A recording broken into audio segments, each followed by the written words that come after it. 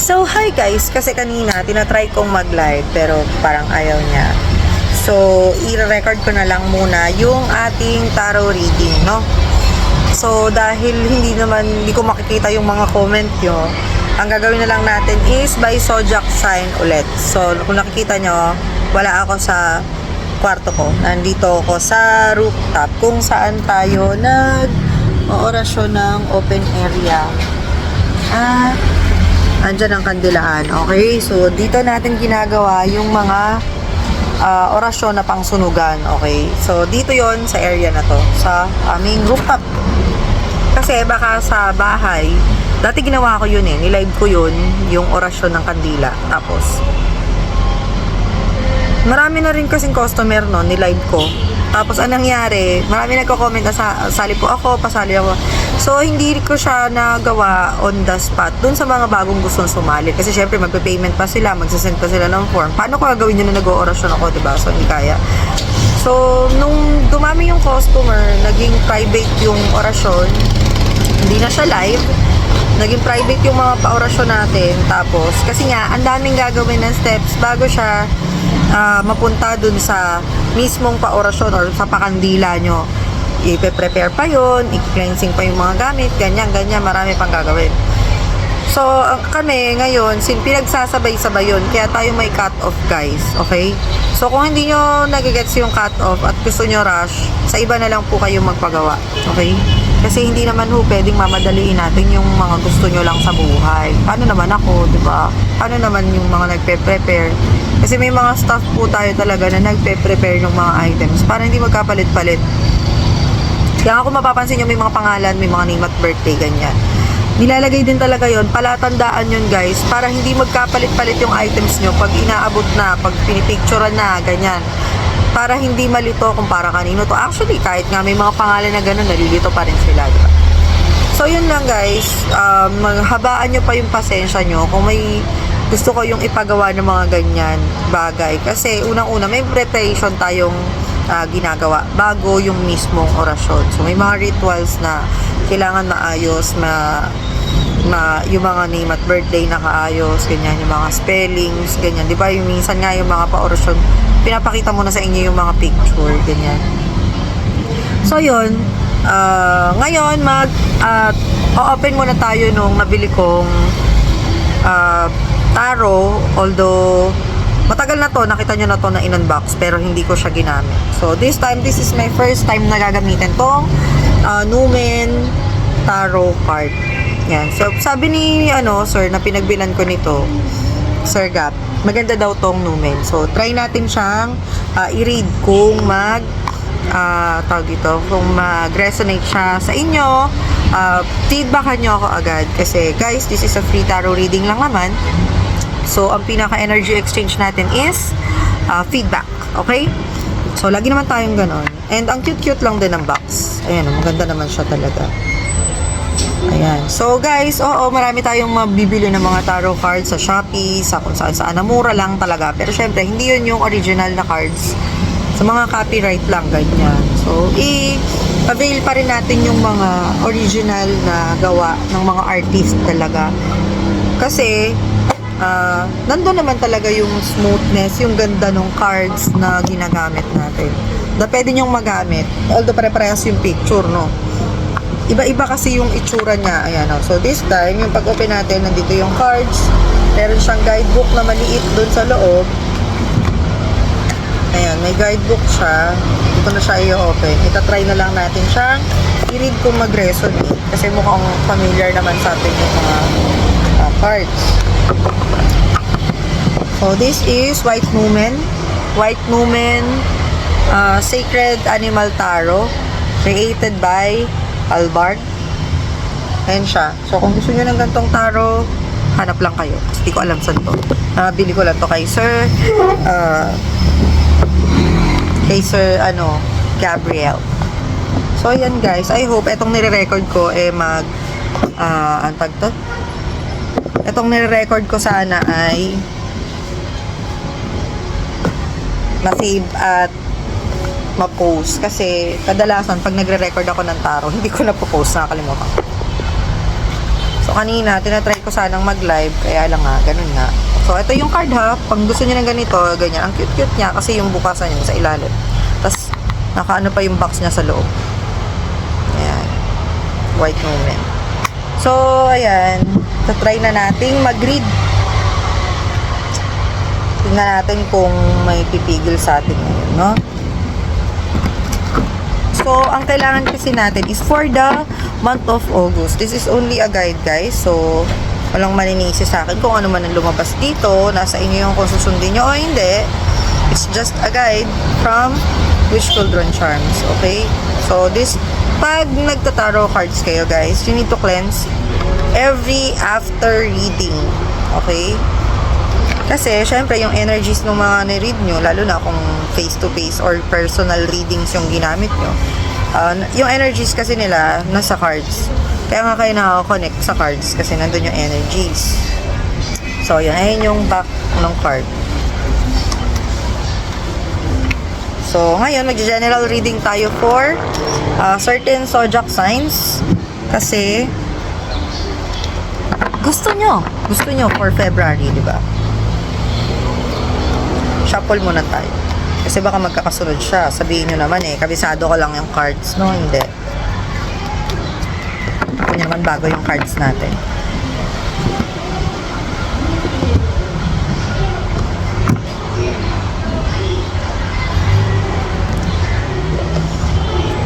Sige. Sabi muna natin ito. So, for Aries, ang cards mo ay for Aries, ang guide ng tarot for you ay this one, the Fool. So, sabi dito, wag kang didesisyon basta-basta nang hindi mo pinag-iisipan o pinag-aaralan yung mga bagay-bagay na dapat mong gawin ngayong buwan. Okay? Kasi, pwede kang mapahamak or merong mga mangyayari na hindi mo inaasahan dahil hindi mo pinaghandaan at hindi mo alam or hindi mo inaral kung ano ba dapat ang gagawin sa sitwasyon na yon. Or siguro may mga desisyon ka na kung pabigla-bigla mo siya gagawin at hindi mo inisip yung pwedeng maging kalabasan nun, mapapariwara ka, girl. Okay? Hindi siya magiging okay from the time being. So, parang kung feeling mo magbi-business ka, example, ganyan, magbi-business ka, gusto mo mag-business ngayong buwan, tapos hindi mo siya inalam kung kaya ba ng market mo or yun ba talaga yung kailangan ng mga tao sa paligid mo, tapos doon ka nagtayo ng specific na business, hindi siya magsasucceed, okay? So, pwedeng magsarado rin siya agad.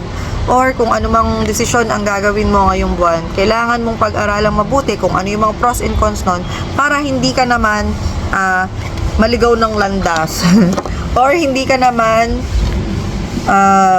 masiraan ng loob sa mga pwedeng mangyari, okay? Pero never give up. Siyempre, marami namang trial and error sa mga nangyayari sa buhay. Sabi ko nga, pagplanuhan mong mabuti para hindi siya, hindi masira yung mga plano mo, okay? Minsan kasi nagpaplano lang tayo pero di naman natin talaga inaalam or inaayos. So, that is for Aries, March 21 to April 20. So, this time, ang susunod na card natin is for Taurus. Naririnig nyo ba ako, guys? Kasi open area to, medyo maingay. So, bahala na kayo, i-loud speak nyo lang. For Taurus, April 21 to May 20, ang card mo ay reverse na 9 of Cups. So, reverse of 9 of Cups, ang sabi ng card mo for February, huwag ka daw masyadong magpadala sa emosyon mo pagdating sa mga bagay na, kunyari, hindi mo inaasahang merong rejections na parating. So, dapat ang rejections, tinatanggap natin yan. Kunyari, inisip mo na, ginawa ko naman lahat ng best ko. Bakit ingay, di ba? Ginawa ko naman lahat ng best ko. Bakit may mali pa rin sa paningin nila? Bakit napagalitan pa rin ako? Bakit hindi pa rin nag-succeed yung business? Bakit hindi pa rin ganito? May mga bakit ka pa rin. So, this time, itong card na to, ang sabi ng Taurus card ay para sa Taurus na sign, ang sabi ng card mo ay dapat ginagawa mong magandang example yung mga rejections para i-improve ang sarili mo. Okay? So, this card said, dahil reverse siya, hindi mo siya nagampanan ng maayos, emotionally and physically, dapat ready ka sa mga dapat mangyari.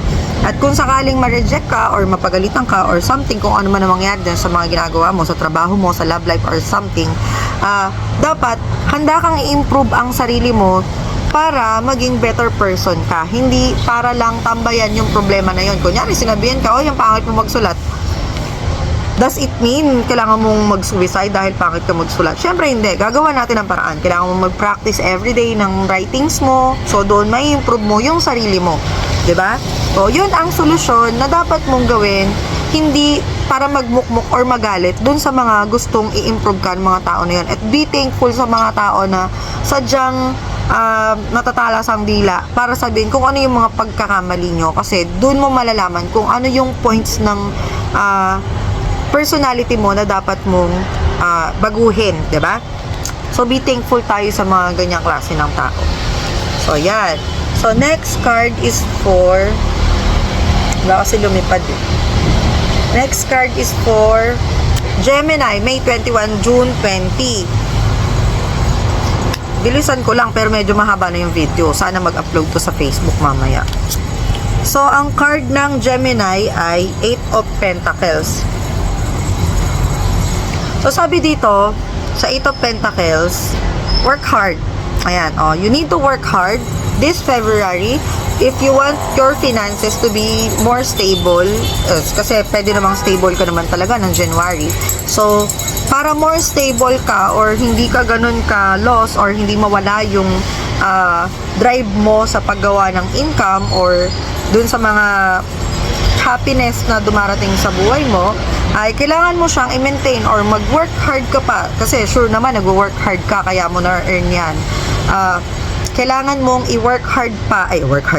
Kailangan mong gawan pa ng paraan or gumawa ka ng mga bagong pwedeng ilabas na strategies, ganyan, para mag-prosper pa yung sa income mo this February. So, kung work to, galingan mo pa, ganyan. Galingan mo pa. Hindi naman porket sinabing ginagalingan mo, tagapagmana ka na nga ng kumpanya. Hindi naman ganun yun, girl. Pero syempre, binabalik lang natin yung mga bagay na binabayaran din naman sa atin in return. So, katulad nito, libre lang naman yung tarot card. Bakit ko pinapahaba? Bakit hinahabaan ko pa yung explanation sa inyo? Kasi, yung happiness na binibigay nyo sa akin, every feedback, ayan yung kapalit. 'Di ba? So, kung hindi naman kayo masasatisfy sa pinaggagawa kong orasyon, sa tingin ko, hindi nyo naman din ako bibigyan ng dahilan para magtarot pa sa inyo ngayon. 'Di ba? Pwede naman, bola ko sa buhay mo, tarot ka kung gusto mo. Pero dahil nag-comment kayo, ginagawa natin tong tarot reading na to para dun sa mga taong gusto. 'Di ba? So, bakit tayo hihinto para lang sa mga nakakatamad na hindrances na yan? So, dito sa card na to, ibig sabihin nito, kung gusto mo ng tuloy-tuloy na income or tuloy-tuloy na mag-prosper yung happiness mo sa buhay mo, i-work hard mo lang siya. Huwag mong ihinto kung ano man yung ginagawa mo na ngayon. Okay? Yun, sana nagets nyo yung mga cards nyo, no? Kasi, once na ano ka na kontento ka na sa, ay, okay naman, kumikita naman. So, syempre, titigil ka na sa pagmamarket, titigil ka na sa pag-ano. Pero, sa tingin nyo ba, dire-diretso yung kitaan nun? Syempre hindi, di ba? So, dapat tuloy-tuloy lang kung ano yung paghihirap na ginagawa mo nung umpisa, kung paano ka nag-umpisa, dapat dire-diretso lang yun. So, next is for Cancer, June 22, July 22. O, si mama ko Cancer yun. Pati si Yona. So, ang card is King of Pentacles. Pero reverse. King of Pentacles, ayan, nakita nyo naman siguro itsura ni King of Pentacles. Nasa kanya ang desisyon niya sa buhay. Kasi si King of Pentacles ay ruler, no? Ruler siya. So, sa mga ano dyan, sa mga Cancer, ang tarot guide nyo ngayong buwan, or yung mga dapat nyong iwasan ngayong buwan, is yung pagiging mapagpadala nyo sa emotions nyo. Yung kunyari may nangyaring isang bagay tapos hindi mo nagustuhan. Does it mean hindi ka na mag-work? Does it mean hindi mo na itutuloy yung negosyo mo? Or does it mean makikipag-break ka na? Ganun ba yon kung sa relasyon yon? So, dahil general reading to, lalahatin natin yung coverage ng reading nyo. Baka kasi hindi nyo siya maintindihan or hindi nyo siya gamit in some cases of your life. Ganon. So, ayan. So, for February, for the month of June 21 to July 22 na Cancer ang sign, ito ang card para sa'yo. Don't expect too much kasi may mangyayari ngayong buwan na hindi mo ina-expect din. And for some reason, dapat you keep going. Huwag kang magpapahinga or mag-i-stop or mag-let go ng mga bagay na isang decision lang ayoko na. Or nagagalit ka sa mga bagay na dapat binibigyan mo pa ng atensyon or pinagbibigyan mo. Kasi considering na ayaw mo pala ng ganun, bakit hindi mo na lang sabihin sa kanya para alam niya? Kasi baka yung kausap mo or yung kadil mo, hindi naman niya alam na ayaw mo ng ganun, di ba? So mas maganda kung para makuha mo yung mga gusto mo this February, be vocal, no? Be vocal. Total, ikaw lang naman yung nasusunod sa mga gusto mo ring mangyari. Ikaw yung ruler dyan. Ayan, no? Kitang-kita naman. And lagi mo ring iintindihin yung mga nasa paligid mo kung okay pa ba. Hindi yung sarili mo lang. Kasi once na naging selfish ka about the rules or the mga gusto mong mangyari sa paligid mo or sa buhay mo na nakakapagpasaya sa'yo, maybe may mga masasagasaan ka namang ibang tao. So, hindi naman magiging masaya yung mga nasa paligid mo. At hindi rin naman masaya yun siguro kung ikaw lang ang masaya, 'di ba? So, yun. So, that is for Cancer. So, this time naman is for Leo. So, ang iiwasan natin, Leo, for this month of February is iiwasan mo naman, Leo, ang tawag dito sa Tagalog, iiwasan naman ni Leo na bida-bida, guys. Wag ka daw magbida-bida, Leo, for this time kasi pwedeng magipit ka or sa sobrang pagbida-bida mo, nagsasayang ka lang ng oras sa mga taong pinag-aaksehan mo din ng oras. Yung parang nagme-make time ka sa kanila, binibigyan mo sila ng so much effort, pero sila naman, pag kailangan mo sila, wala. Okay? So, piliin mo lang din yung mga tutulungan mong tao or bibigyan mo ng time. Make sure na equal yung makukuha mong time and effort din. Kasi baka madismaya ka this February or in this coming few days lang, madismaya ka na, sayang naman yung effort ko. Tapos siya, hindi naman siya effort din. Or, minsan, tignan mo rin yung circumstances kung bakit hindi niya naibabalik sa'yo yung mga effort na binibigay mo. Kasi, minsan nadidistract tayo sa yung gusto nga lang natin, katulad nung sa Cancer kanina, no? Siya kasi emotionally unstable yung sa kanya. So, nagagalit siya agad pag ganun. So, this time kay Leo, siya naman, may pagtampong mangyayari kasi feeling niya hindi nag-give back yung mga binigay niya o na effort, ganyan. Hindi na palitan or hindi, bakit pag ako, laging ako, pag ikaw, hindi na. Or pag ako yung may kailangan, wala ka man lang effort, ganyan. So, titignan din natin, dapat Leo, titignan mo rin kung bakit, ano bang dahilan, ba't hindi niya naibalik. Baka naman kasi kung pera yan, kung pinautang mo siya dati, tapos mangungutang ka ngayon sa kanya, hindi ka makautang kasi wala rin naman siyang pera, di ba? So, paano? Paano niya gagawin yung gusto mong mangyari? Ba't ka magtatampo dun sa mga bagay na alam mo naman na hindi niya kayang ibigay sa'yo? So, may mga ganon. So, alamin nyo lang yung circumstances. So, para maiwasan natin yung mga gulo, away, ganyan. So, for Virgo, August 23, September 22, ang card mo naman ay 4 of Cups. Sabi dito, Virgo, mayroong mga bagay kang iniintay or ine-expect. So, sa kaka-expect mo at kakaintay mo, napapabayaan mo yung ibang bagay sa paligid mo. So, kung business yan, kung girlfriend yan, or relationship yan sa ibang bagay, at may ina-expect ka na mangyari, make sure na yung mga responsibilidad mo sa buhay ay nagagawa mo pa rin ng maayos habang nag-iintay kang mag-prosper yung isang bagay pa or yung may iniintay kang something. Okay? Make sure na kapaki-pakinabang ka pa rin this February. Okay? Kasi baka ikaw yung pagsimulan ng away or gulo na ikaw naman yung kakaintay mo sa ine-expect mo na hindi mo naman talaga alam kung mangyayari or darating. Ikaw naman mismo yung hindi na active or hindi maganda na yung trabaho, hindi na maganda yung pakikisama, baka ikaw na yon. Kakaintay mo dun sa bagay na dapat na-expect mong maganda sana para sa'yo. Kunyari, may pinangako sa'yo ganito, ganyan, ganyan.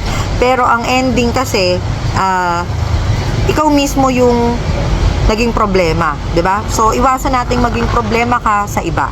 Okay? May ina-expect kang magandang mangyayari sa'yo, pero yung mga opportunities or mga nasa iyo na ngayon, huwag mong papabayaan. O, yun lang. So, for Libra, September 23, October 22, this is for Libra.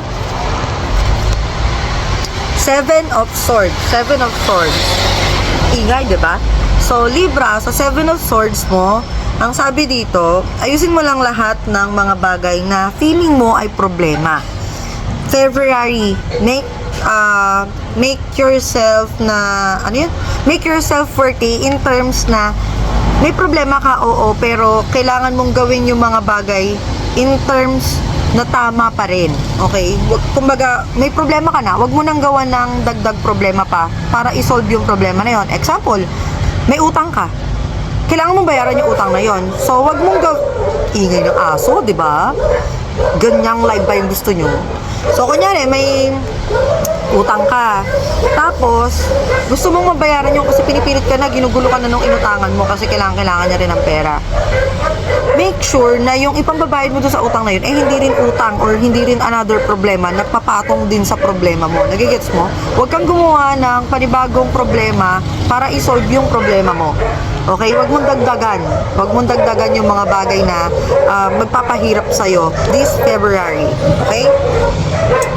So, for Scorpio. Ito cards ko to. Card ko rin to kasi Scorpio ko, guys.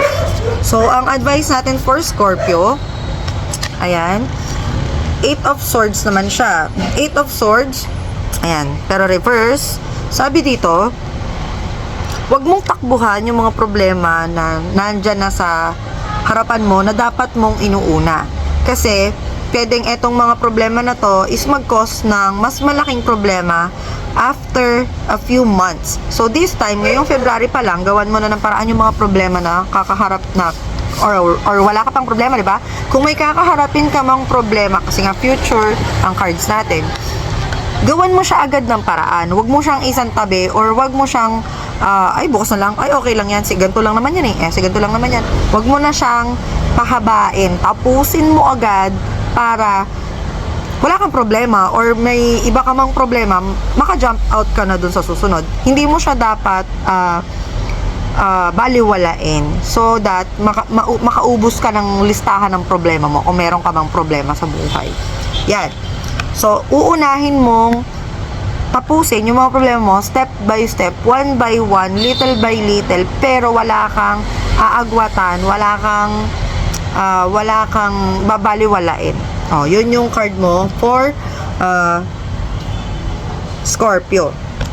Gets? So, next is for Sagittarius. For Sagittarius card, this is your card, 10 of Pentacles. So, Sagittarius, sabi naman dito, maayos naman ang flow ng income sa'yo this February. Kaya lang, ang advice ng tarot sa'yo, ingatan mo pa rin yung financial stability mo. So, ano yun? Yung mga income mo, ganyan. Baka kasi, dun ka naman magpabaya dahil nga, dire-diretso yung pasok.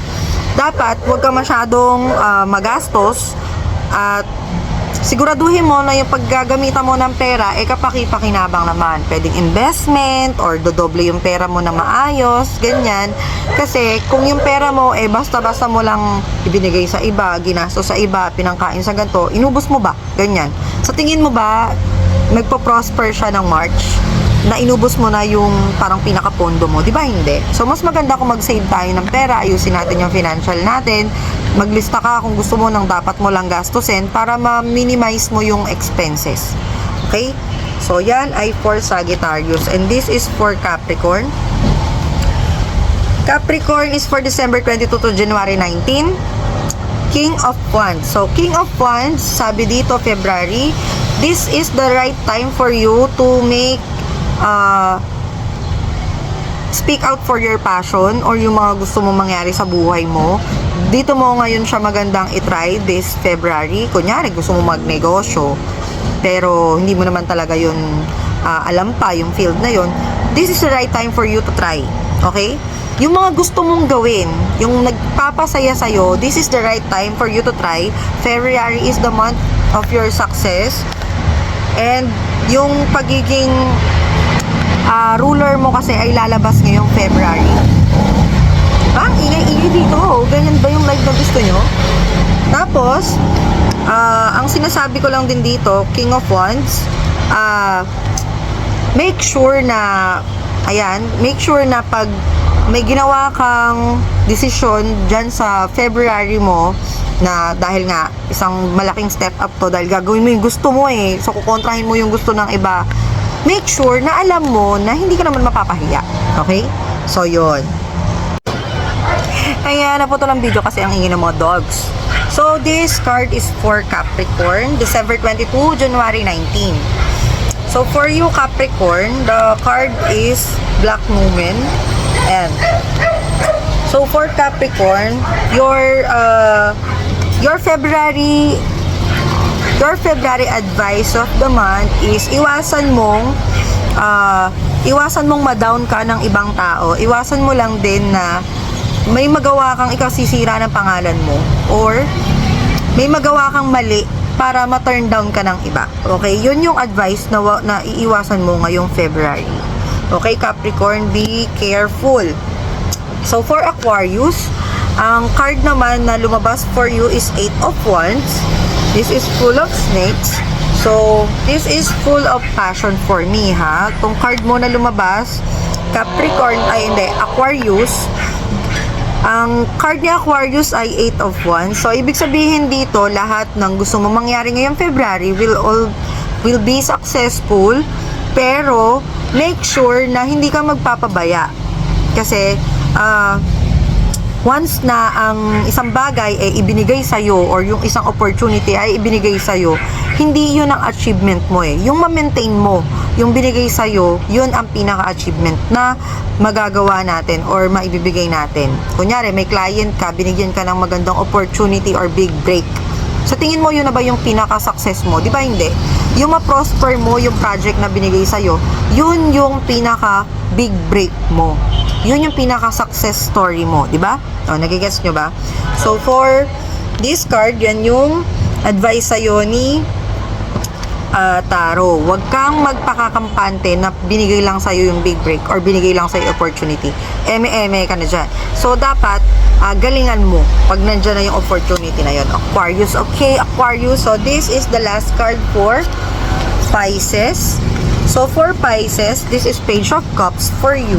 And Tarot card said na Page of Cups, dapat maging matured enough ka in terms of decision making this month of February, because may mga makakasalamuha ka or may mga tao na makakadil ka na makakaapekto ng malala sa emotion mo.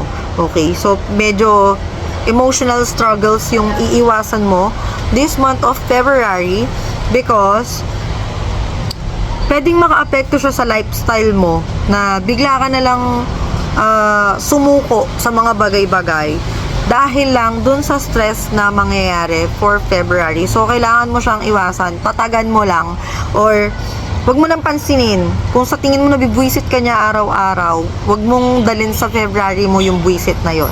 Okay? Mas magiging maganda yung February mo kung hindi mo siya papansinin, or makakagawa ka ng way para hindi ka na niya buwisitin or hindi ka ma-stress about it.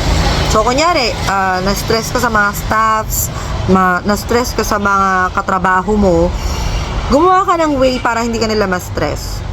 So, February, magiging maganda ang February mo kung makakaiwas ka sa mga tao or mga bagay na makakaapekto sa emotional struggles mo. Okay? So, medyo sensitive ka ngayong February. Okay, Pisces? O, yun ang iiwasan mo ngayong February. So, yan ang mga ganap sa mga buhay-buhay nyo na dapat nyong iwasan or dapat nyong gawin. And, sabi ko nga, tarot cards is not set on stone. So, nasa inyo yun kung gagawin nyo yung guides. And nasa inyo naman yung kung gusto nyong tignan na wag gawin, kung may mangyayari ba talagang hindi maganda. Trip nyo yun, bala kayo sa buhay nyo. Yan lang. So, this is Madam V at your service, and this is Witch Cauldron Charms saying, God bless, and bigyan nyo lagi ng time yung sarili nyo, okay?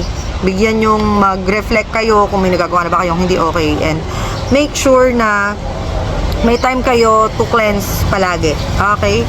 And magpakabait kayo, guys. Hindi magandang hindi tayo mabait. Kahit hindi na talaga dapat tayo mabait. Dapat mabait tayo. Yan lang. So, bye!